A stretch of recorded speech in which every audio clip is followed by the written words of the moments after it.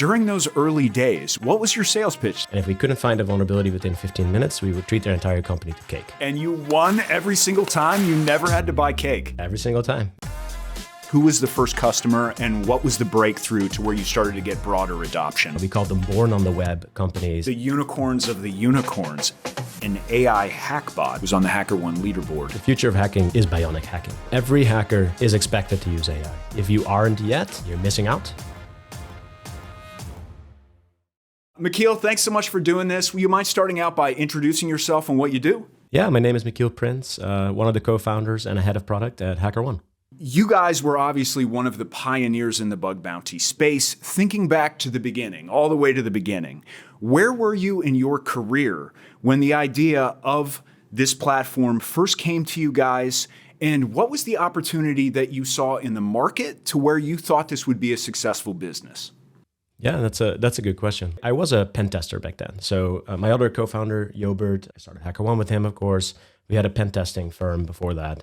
And it wasn't anything big, right? It was just us two, and you could hire us if you wanted your systems tested for vulnerabilities. We focused a lot on web applications, a little bit of infrastructure, but sort of like the usual pen testing.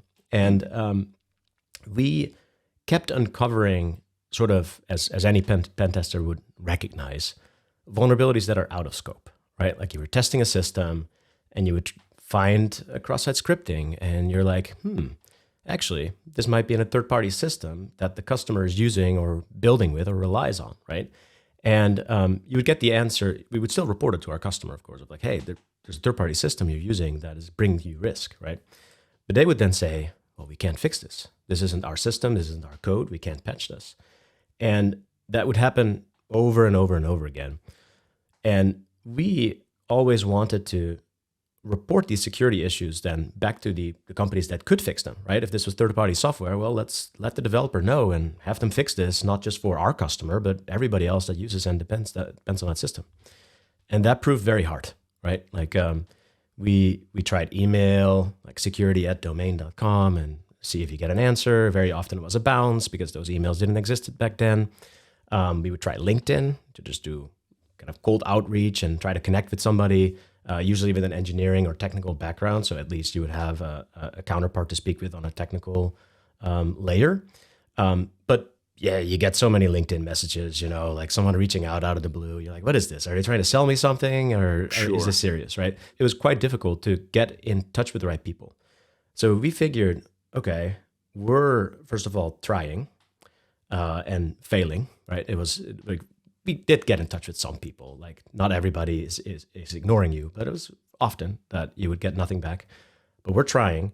We're taking risk because you're trying to report a vulnerability to someone who you don't know. You don't know how they're going to interpret this. So we're taking risk. And we figured there's probably a lot more people out there who take the easy way, which is stay quiet. Don't say anything, right? It's hard to find contact and to let the right person know. And you're putting yourself at risk by contacting them. So why would you, right?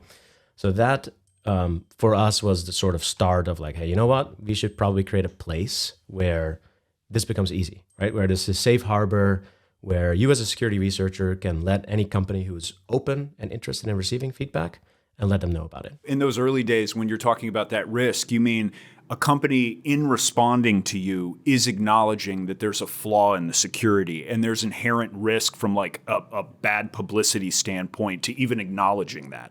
That is definitely also an interpretation and a sort of feedback we've heard of like, well, we got your email, but we didn't want to acknowledge it. So there was a bit of that.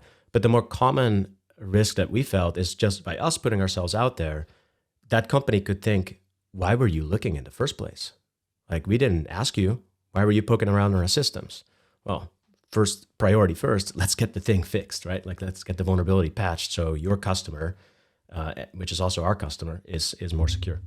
In any industry, that first dollar is the hardest to get. Who was the first customer and what was the breakthrough to where you started to get broader adoption by companies?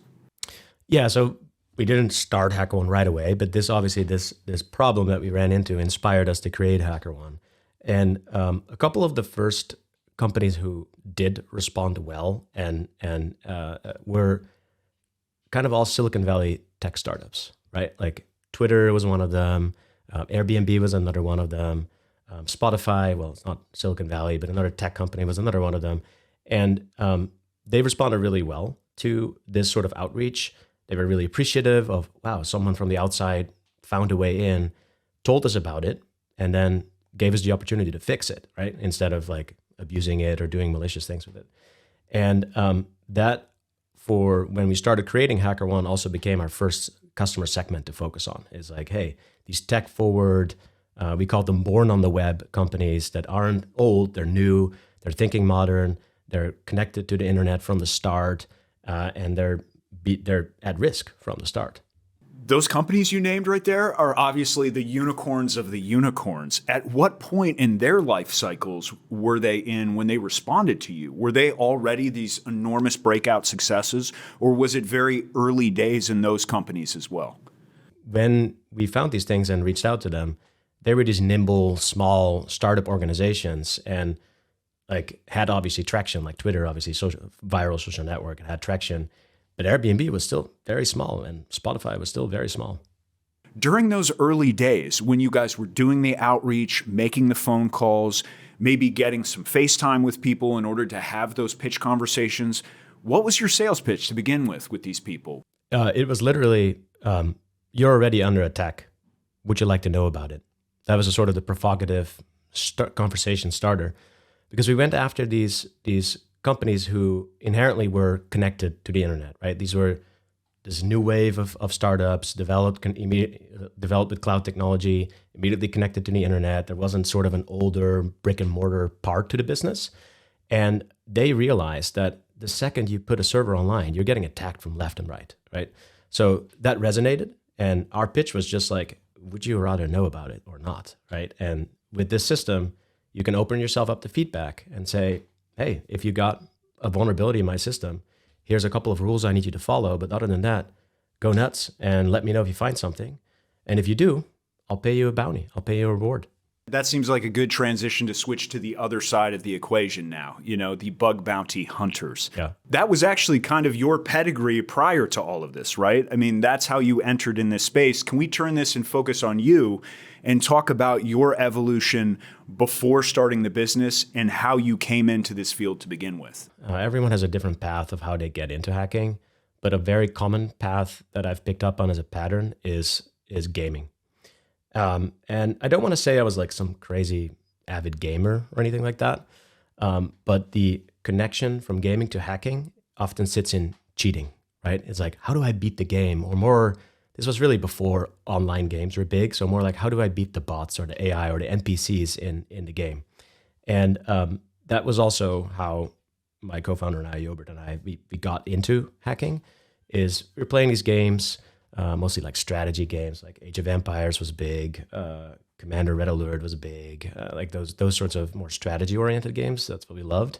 And you're immediately just thinking like, how do I beat this? Like, how can I get to the finish line faster without taking all the other steps? And finding bugs in the game and therefore vulnerabilities, and that creates the hacker mindset. And even today, a lot of hackers I talk to come from a gaming background and that desire to sort of beat the computer. And then at some point, I imagine you were probably trying to crack open the same kind of companies that HackerOne would eventually partner with to see where the vulnerabilities were, right? What was that transition for you to actually hacking and finding the vulns? Yeah, so we started with gaming, and that then escalated to trying to hack each other, right? It's like, okay, if we can hack a game, maybe we can hack each other's computers. So we would install malware when the other wasn't looking on each other's machine and open like the CD drive in the middle of the night and that sort of fun stuff. And that eventually got to the point where both of our parents kind of called us together, and we weren't 18 yet, but they called us together and they said, hey, this is a important skill that they recognized. I'm still impressed to this day that they recognized this, which you can use for good and for bad, right? Like you can become a malicious criminal with the same techniques and do all sorts of crazy things, or you can do good. And they definitely wanted to steer us to the good path and made sure that their kids stayed on the right side of the law with sort of that potent skill, right? Because the skill is really The skill is nothing wrong with it, but you could use it for good and you can use it for bad. And they said, hey, you know what? You guys should start a company. So that's really what started the first pen testing company that we both ran, very small, before HackerOne. And our parents encouraged us to create the company. So we started that. And we had to prove ourselves because we were still like young, starting to go to college. And who would hire two kids that just started college to hack their systems and do pen testing for them, right? So we figured, you know what, we should try to build our network. So in the city that we both went to college to, there was this entrepreneur network meetup every 2 weeks. And we would go there, kind of sort of obnoxiously challenging these entrepreneurs, right? Like going over to them, hey, what do you do, blah, blah, blah. Oh, and then do your little pitch. And our pitch was that we would try to find a vulnerability in their systems. And if we couldn't find a vulnerability within 15 minutes, we would pay their entire company or treat their entire company to cake. Wow. And it was obnoxious enough that like a lot of entrepreneurs are like, my stuff is secure as Fort Knox. Like nobody is going to get in here. And everyone's always overconfident in their security, right? And that led to initial business because there's always something to find. You and I know, like if you start looking, 15 minutes later, you can find something. Maybe it's not always extremely critical and a devastating bug, but there's always something to find and comment on within just a few minutes of looking. So we never had to give the cake away, but it did help us to sort of develop the first client portfolio and gain some trust in the market. And you won every single time? You never had to buy cake? Every single time, yeah. Wow, that's amazing. My other reaction to that story is just how amazing your parents were right from the beginning to see the potential in you guys and in the skill set and in the space, the industry, to where they believed in you, encouraged you to do that right from the beginning. That's really rad. Were they entrepreneurs? Did they work in tech? Like, what was it about your parents that made them so receptive? That's still a surprise and a mystery to me because they weren't very tech savvy, right? Like obviously we grew up with computers around and that's how we got into all of this. But if you look two kids over the shoulder behind a computer, if you're not a tech person yourself, can you tell what they're doing behind the computer? No, probably not, right? Like Hollywood certainly makes hacking look extremely cool with text flying over the screen and all sorts of stuff. That's not really what hacking looks like. It just looks like maybe a web browser, a terminal window, and you could just as well be coding, right, or programming. So I'm still kind of impressed with how they pieced that together, seeing what we were doing on the machines and recognizing, hey, this is a very valuable skill in the market and trying to drive us in the direction of staying on that right track. In the early days of HackerOne, what was the landscape like at that time? Were there other competitors at that point? How early were you? And what do you feel like was the differentiating factor when you guys started HackerOne that set you guys apart? So we came in immediately with a product offering, right? So we built our MVP, and that's what we then went to market with. And we built our MVP with a few design partners, which were basically the companies that we had contacted prior with, hey, you have a vulnerability that we happen to have found during a pen test of one of our other customers. And we would use those as sounding boards to validate and design this solution with. But we had this fully baked product basically ready, right? It wasn't as full featured as it is today, right? Like we're 12 years later, much more advanced platform, a lot more functionality in there. But we had this MVP ready to go. And I do remember going to one of those sort of earlier design partner meetings with one of our design partners, which was Evernote. And Evernote was huge back then. Everyone was using Evernote to take notes. And I don't know if that's still a thing today, but people were wild about that tool. And we're sitting there discussing the solution. And I just happened to oversee an email sitting in an Evernote's person's inbox that just like, you look around and your eye catches a monitor and you quickly see what's on there. And there was this one email on there of like, that sounds a lot like us. Who is this? And then I look it up later. And yes, it was a competitor that was starting to get going and building right around the same time as we were doing these design partner conversations with our early customers. And that minimum viable product, what was it in the early days? Like, what were the very first, most simplistic functionalities that you guys felt were the most important that you led with first thing through the door? We're known most for Bug Bounty, right? Like that's the flagship product by volume, the biggest revenue driver at HackerOne, right? Other products as well. But we're most known for Bug Bounty. But that's not how it started. It started as vulnerability disclosure, really, and what we now call VDP. Because we were so like frustrated by this reach out and not hearing back and like not knowing if your message was acknowledged, not knowing if someone is going to treat it with priority that you think it deserves, that we first built this, what we called the security at inbox, right? Like we got so many bounce emails from trying to email security@company.com and getting an error back of user not found or alias not found. And we're like, wow, these companies just need a simple security at inbox, right? And obviously you need that to share that with teammates, but security teams is not one person, it's multiple people. So we built the first MVP was just a security at inbox where you could coordinate between researchers who would email in, and you had a ticketing system where you could message back and forth and escalate into like a Jira or some other tool where you drive remediation. Was it just as difficult to get adoption from the other side, from the bug bounty hunters? Or was that a much lighter lift? Was the demand already there and people were just jonesing for an easy to use solution? Or what was your solution for getting adoption from the other side?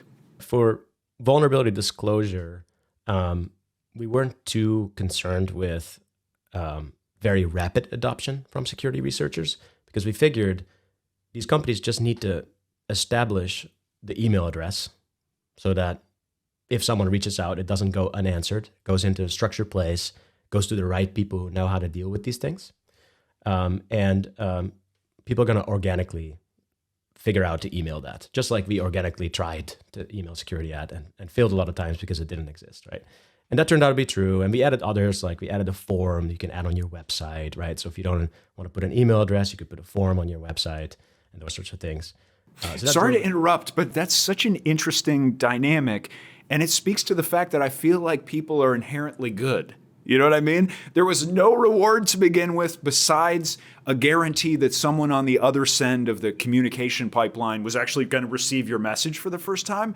And people just started doing it. There's something like really positive and uplifting about that. Definitely. And like as that started gaining traction, we also started hearing from other security researchers of like, I would never do that. Someone would have to pay me for doing that, right? So the bug bounty concept obviously existed before we started as just a reward-based, hey, go fix this bug type of thing.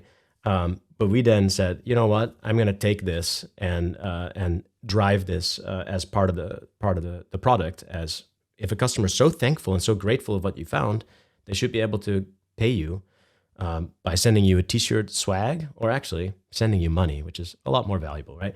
And that drove way more adoption, right? As soon as rewards are there, there's barely any marketing you have to do to the researcher community, because if you get paid to do it, people will figure out a way to get it.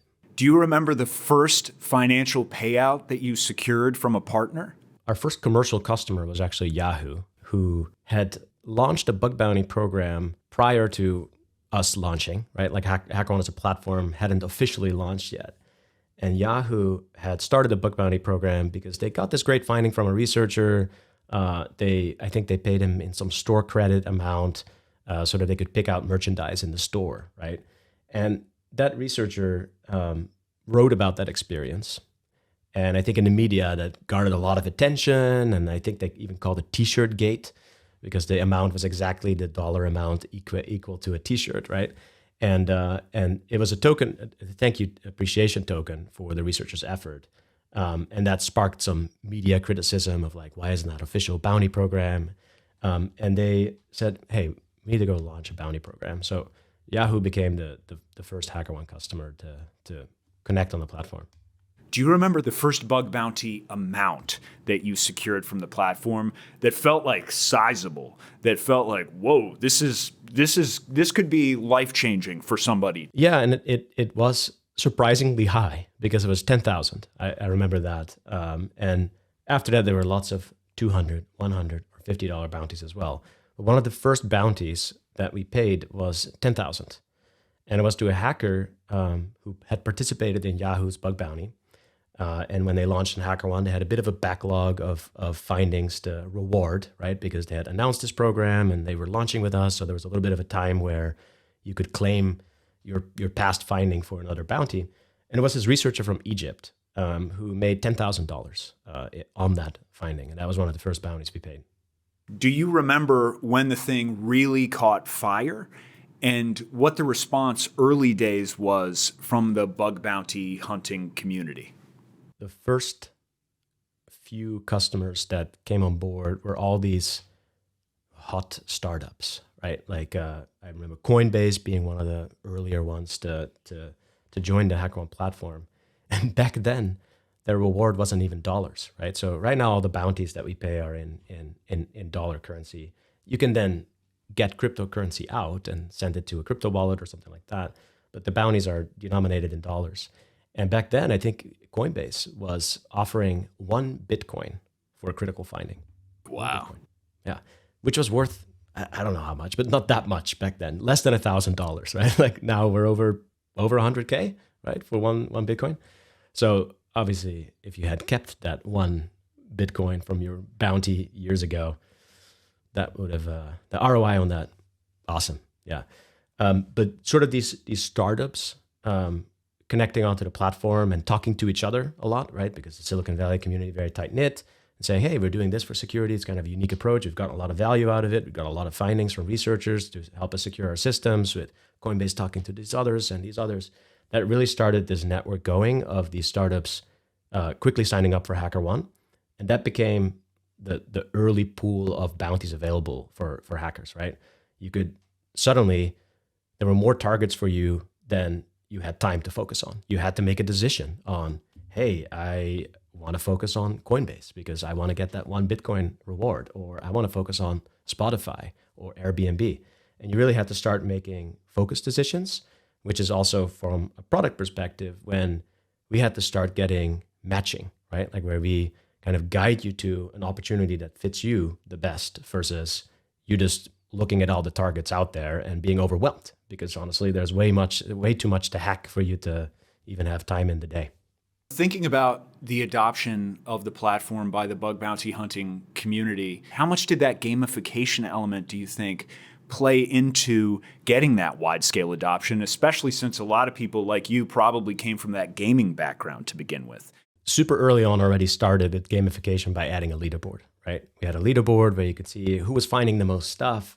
Over time, we made that leaderboard a lot more sophisticated by not just judging you on volume, but also on quality of findings, right? Like, are you a sharpshooter? Do you often find vulnerabilities that are valid, but also high impact, right? So we started capturing a lot more performance metrics and based the leaderboard off that.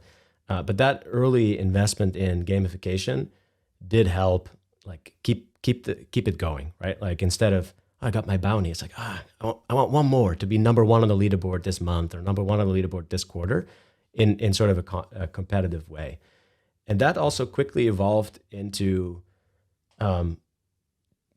collaboration, right? Because a lot of hackers are like, okay, I can compete on a leaderboard alone and in a silo, but that's not fun. Like you don't want to be alone on the leaderboard and like I am the single best hacker.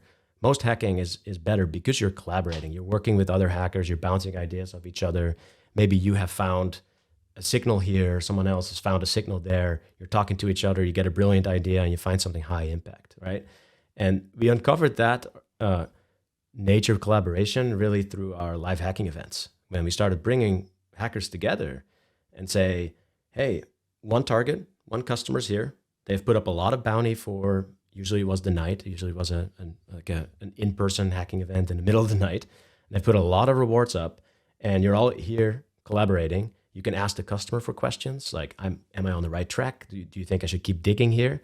And you can ask each other questions. And that's where some of the best findings I've seen have come from, is just that someone stuck with, I think I have something small. I'm not ready to give it up quite yet. It's maybe $250, combining with someone else who has something big but can't quite complete it. And together they're submitting this thing that is worth $25K, right? So that's sort of the evolution of that gamification from just, I'm an individual, want to be in number one, to, hey, I'm going to team up and together we're going to work our way to the tops of the leaderboards. The first time I checked out one of your live events was actually last year. There's a guy that you guys have worked with in the past named Ben Sadegapur, Nahamsek. Mm-hmm. Yep. Great guy, kind of brought us in during Hacker Summer Camp to your event, and I was just blown away by the production value. I mean, it was incredible. And what Ben said to me was he thought that where live bug bounty events were then was where esports had been a decade ago. And he said, this thing is only going to get bigger. Look how amazing this is. And I agreed. I mean, it was just spectacular to look at. Thinking back to what you just said a couple minutes ago about just generally the reality of hacking versus what it looks like in real life. What was the vision that you went into these live events with to begin with? Why did you have the confidence to think that this production value would be successful, would be engaging, that people would want to come out and collaborate together and compete in these things live? Because it did work. Yeah, so these events have obviously gone through many iterations. You entered the one last year, and that was obviously the most mature one we had done to that date, right? And when it started, I think the first one we hosted was impromptu. It was an idea that we had during Hacker Summer Camp in Vegas, 2015, I think it was. We had one customer, CISO there. He said, hey, do you know if any hackers are in town? Like, obviously, there are hackers in town during Hacker Summer Camp, but any, like, we would know or any that would work on that customer's program.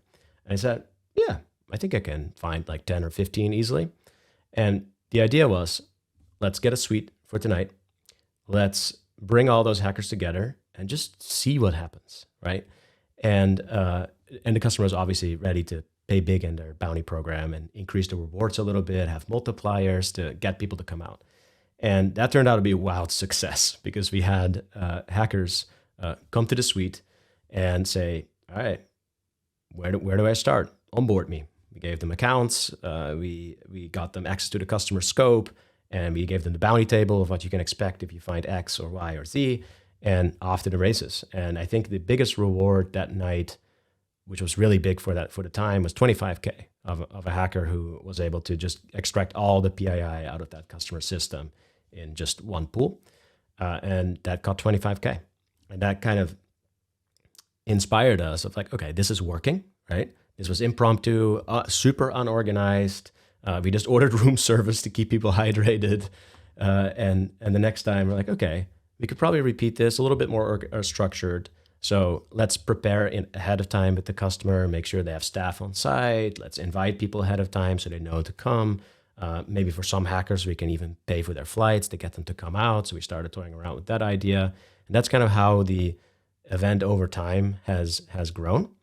And it also has like this iteration you saw a year ago in Vegas, like the production value there, it helps us humanize the hackers when we work with prospects who are skeptical. It's like, I'm intrigued by the concept, but these hackers, aren't they scary? And aren't they secret identities with hoodies on and you don't know who they are? No, come look. Every year they come to Vegas. Here they are. They're just hacking away, looking like normal humans, and that's it, right? So there's this perception people have of a hacker that is inherently secret identities and bad and malicious. And we just try to humanize it. They're like, we're all just humans, just like you and I. Except super, super smart, a lot of them. Just wildly smart, some of you guys. For the people who've never been there before, would you paint a picture of what this last live event was like? Because I don't know if I'm doing it justice. I was just super impressed. Will you just talk about the production value of the leaderboard and all the other stuff that you had going on? It was really incredible for people who don't know the world. Yeah, so it was in person. We hosted it in the esports arena in Las Vegas. So your commentary earlier about this being close to what esports was a decade ago, quite fitting that we host this in the esports arena, right? But it has great internet because you kind of need fast internet to have a bunch of hackers hammer away at a system. So it had great internet.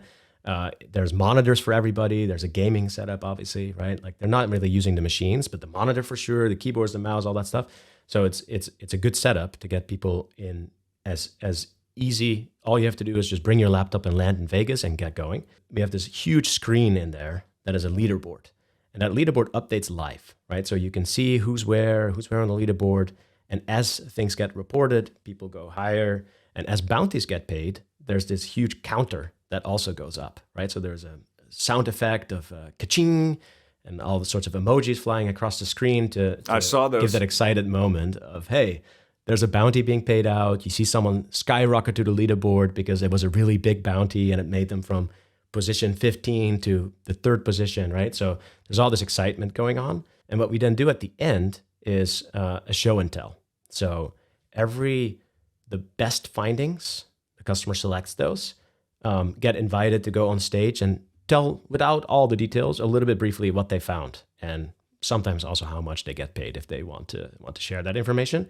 But that just encourages more collaboration, creativity, sparks ideas from other hackers of, wow, you went there? I thought that was a dead end, but you guys went there and found something incredible, and it helps just improve everybody.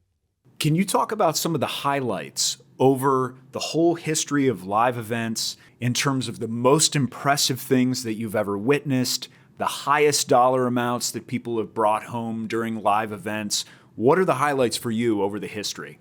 One highlight that stands out was pretty recently, was with a customer, a live hacking event. And they paid the hacker for one finding $75,000. And there have been higher bounties. This is not even the highest bounty, right? But it's a life-changing amount for that hacker. They did not come to Vegas thinking they would be going home with 75, and he even made more beyond that one finding. But the customer paid 75,000. And I asked them, why? Why were you like immediately ready and so confident to do that? Because for a lot of people, and even for a lot of companies, 75,000 is a very high bounty, and definitely not the common bounty on the platform.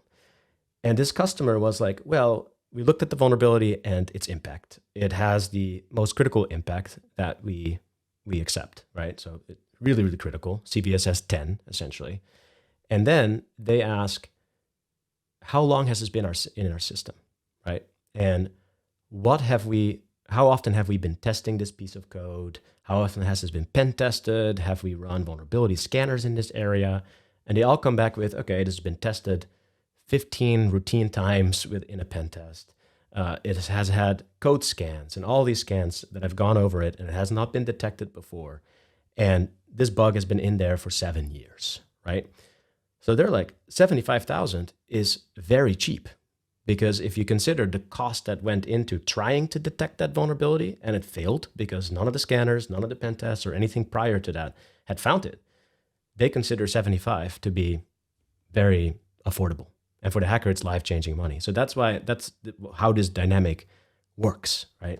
And obviously, 75K, this was a whale-sized customer that pays very high bounties. Most programs aren't yet at that level, right? Can you try to explain what it means to the bounty hunters that are participating in these events? What kind of people does it attract, and what does the ability to participate mean to them? So the money you can earn is irregardless of where you live, right? So when you compare this with other gig economy type of things, what you often see is that your payout gets normalized to your market rate, right? Like Uber drivers don't get paid the same in the US as they get in the Philippines, for instance. But a hacker on a bug bounty program does, because the reward is set based on the impact of the finding you find, or the bug you find. So doesn't matter where you are in the world, where you're from, you're going to make the same amount, right? So that's already opening up to what I'm going to talk about, which is how the impacts I've seen of what this money can mean to a hacker from all around the world, right? 75,000 in the US, that's pretty nice, right? Pretty nice. In the Philippines, fantastic, life-changing. I've heard stories of what people have done with their earnings. Some people have bought a car. Some people have bought their first home. Some people have taken care of their family who needed hospital bills paid that they couldn't pay for.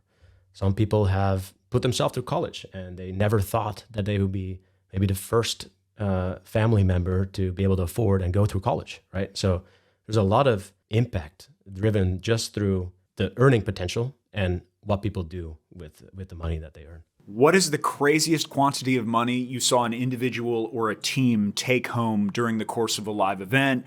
What is the fastest you ever saw an individual or a team find a bug? Give me the craziest anecdotes. Oh, fastest is probably like less than 15 minutes and well over 10K for a bounty. Just like Wow. so a team just going in fresh, right? Like live hacking events these days, you get some prep time, you know the target, you come to Vegas with a lot of information already. But I've seen teams who just, here's the target, you didn't know about this before, go figure this out, and 10 minutes later they have a bug that ends up being worth more than 10K, right? So it can go really fast. And sometimes those bugs don't even have to be obvious, right? Because if you can find it in 10 minutes, a lot of people will think, oh, it must have been so simple, why wasn't it found before, right? But even stuff you can find in 10 minutes, it can be deep hidden in just an area nobody thought about. Because that's really the power of the crowdsourcing and the bug bounty ecosystem is you have so many different minds, right? Like if we all had the same mind, then we would only find 10 vulnerabilities. But if you all these different minds who think differently, who came to where they are today in a different path, and their whole background and perspective is completely different. They're going to take a different route. They're going to think about it completely differently, and that drives a lot of creativity in the ecosystem and why you find these crazy vulnerabilities, right? Like a developer is going to look after those 10 minutes. Oh, like, whoa, that was dumb, but you didn't know to look there. Right? Someone else had their brain wired in that way and happened to go down the path that nobody else had gone before.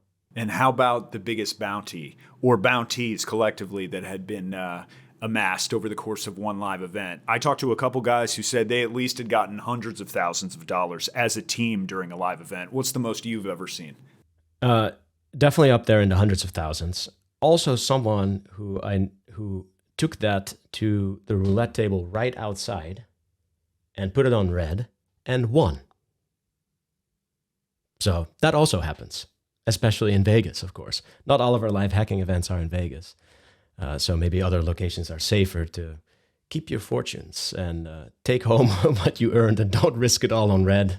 That's incredible. I want to pivot as we are in the back end of the conversation to make sure we have time to talk about the future and specifically what AI and the adoption of AI into finding vulnerabilities means for the landscape and means for your business. What's the effect that you're seeing it have? It's on two sides. So it aids with discovery of vulnerabilities, right? Like I see it as us being able to cover more ground, look deeper, look in places and analyze things that we haven't had the time for to analyze before, right?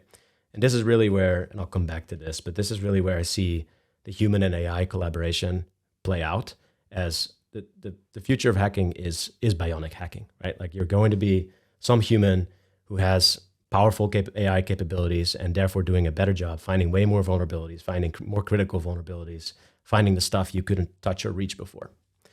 The other side of the coin is you have a tremendous amount of applications that are getting AI integrated into them, right? So enterprises left and right are spinning up new AI workloads. And CISOs are rightfully asking questions like, are we securing this properly? Do we know what we are doing? How much of this AI workload is written by an AI code generator? And do we understand what we're shipping? Do we understand what risks it may contain, right? So there's a whole new side of the vulnerability discovery space, which is caused by AI because we're building AI systems and we're using AI to generate a lot of code. And some of that code, to be honest, when it gets generated by one of those code generators, isn't secure by default. Like I've seen a lot of examples lately on Twitter where people vibe code something, right? And when they vibe code something together, it works as a prototype, but it's not a production-ready application. But should you say, you know what, I don't know really what I'm doing, I'm just vibe coding this thing, you deploy that system to production, it's riddled with vulnerabilities, right? It's not designed for a scalable deployment. The way that you and I were connected was because Jurgita, the editor on our news team, had actually spoken with you about the fact that an AI hackbot was on the HackerOne leaderboard. For people who aren't familiar with hackbots, could you explain how that's possible and how that happened and what you think that means for the competitive landscape and this new bionic future that we're talking about? I would say a hackbot, the best way to look at that is probably it's obviously uses AI, right? So AI Hackbot, so Hackbot for short, but it uses AI and to approximate human hacking. So before you would maybe have vulnerability scanners who are more template based, right? Like you have a script, it just throws a bunch of scripts against a target, and one of those scripts might say, "Hey, I think I found something," and then you need to go validate that, false positives, all those things. An AI hackbot takes that a little bit more the human approach by trying to add reasoning, trying to understand the business logic of the application a little bit better, find the paths to attack versus just throwing scripts at it, right? But the goal is faster vulnerability discovery because you're using AI. It can run 24/7. You don't have to run it when you're awake. And you can potentially go into areas that you don't have the time for, right? So that is sort of AI hackbot. And how I see that evolve is earlier I said it approximates human hacking. And I'm very intentional in saying that because what we're seeing is the vulnerabilities that these hackbots are able to find are relatively straightforward. There's a lot of them. So we need AI hackbots to find all of them because honestly, probably waste of time for a human to be spending hours and hours to find a reflected cross-site scripting vulnerability, right? If an AI hackbot can find that, amazing. That's what we need it for. But that does push the frontier of human hacking to not have to waste time there and to say, you know what? My hackbot's going to take care of that. I'm going to find all the reflected cross-site scripting. I'm going to find all the SQL injection and the parameters that are vulnerable to this. My hackbot's going to take care of that. My time is going to get focused on understanding this business and figuring out how does this business get hurt the most, right? Like what could really, really go wrong in this application and focus there. Because honestly, that is where the human creativity still surpasses greatly what an AI agent can do. What's that hackbot called? And is it still number one on the leaderboard? One of the hackbots is called Expo. I believe that's the one you're referring to. And what we've done is we've actually created a second tranche of the HackerOne leaderboard. We talked about the leaderboards earlier and how it drives competition. What we've done is we created a second tranche called collectives. And this is where we're putting some of these more AI-powered collectives, like Expo is the one that we talked about. And there's a couple of others on there as well. And we'll continue to add more as this innovation keeps going, right? But the reason we split that out is really to create this field where the level of contribution is balanced, right? Like if I'm a hacker in rural Canada, right, and I am all by myself hacking, finding vulnerabilities in targets, and I hack when I want, and I take half the week off and just chill, and the rest of the week I earn some bounties, right? That's one hacker profile. And then you put that against a VC-funded corporation that is using AI to try to find all these reflected cross-site scripting, SQL injection, and other sorts of other vulnerabilities at scale when everybody else is sleeping, right? That is not really a equal comparison of performance and competition anymore, right? It's a different league. Like one is the league of the hackbots and the collectives and people trying to find as many vulnerabilities using AI as possible. And the other league is I'm just a casual hacker. I'm by myself. I'm trying to find a vulnerability, and I like my sleep, right?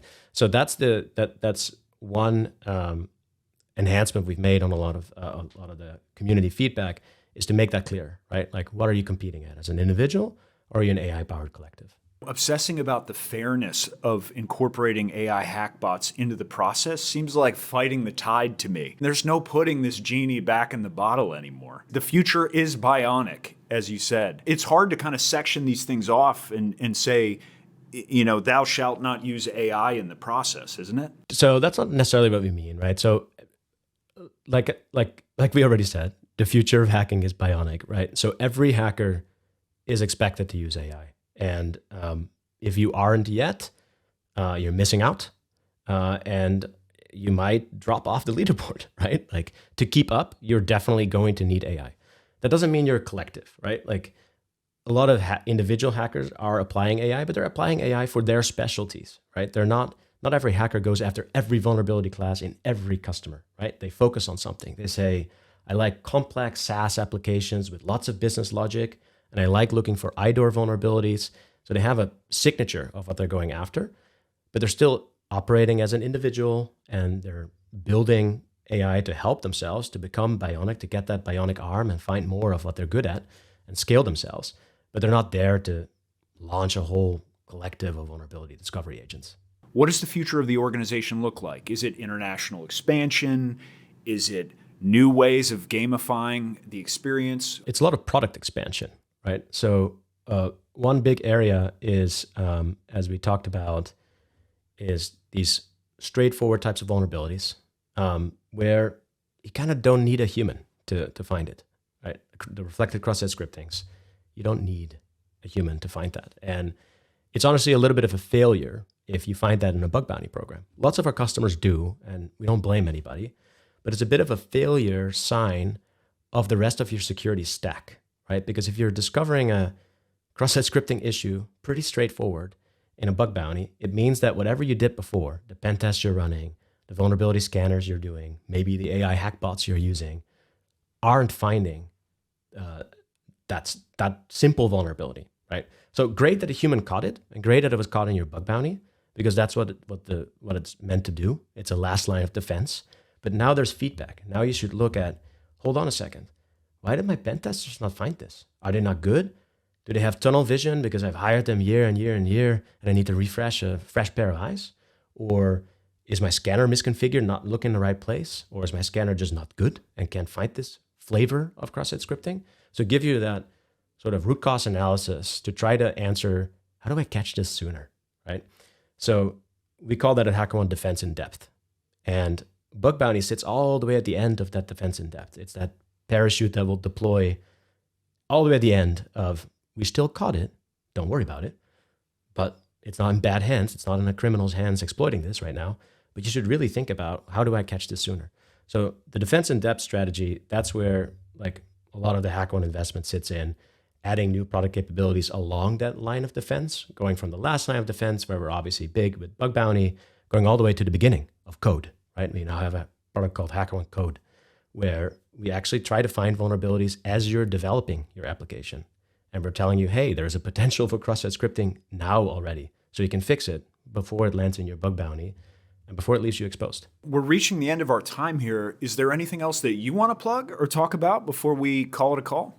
I think we've covered it all. Yeah. Got it. Yeah. Thank you so much for your time. I really enjoyed putting together that little bug bounty documentary video that we did a year ago. Just all of the people that we talked to were so open, were so nice. They welcomed us into the world. Everyone to the man was just brilliant. I always feel like every time I go to Hacker Summer Camp, the brilliance per square foot in Las Vegas during that time just has to be so much exponentially increased from the week prior. It's just super inspiring to see. So I hope to be able to come out and see one of your live events again sometime. I love that you guys did that, because it shows to the world that hackers are good, right? The general public, if you ask them a question about a hacker, they're like, ooh, scary, malicious, criminals. No. You're right, criminals, but not hackers. They're not criminals. They're the good guys, right? So that documentary, it shows, like, it humanizes like just normal people. We're all helping people's data keep it safe. I'll share that with the team. They'll really appreciate that. So, dude, really great to talk to you, and would love to have you back at some point in the future. Thanks for doing this. Thanks so much. This was fun. Bye.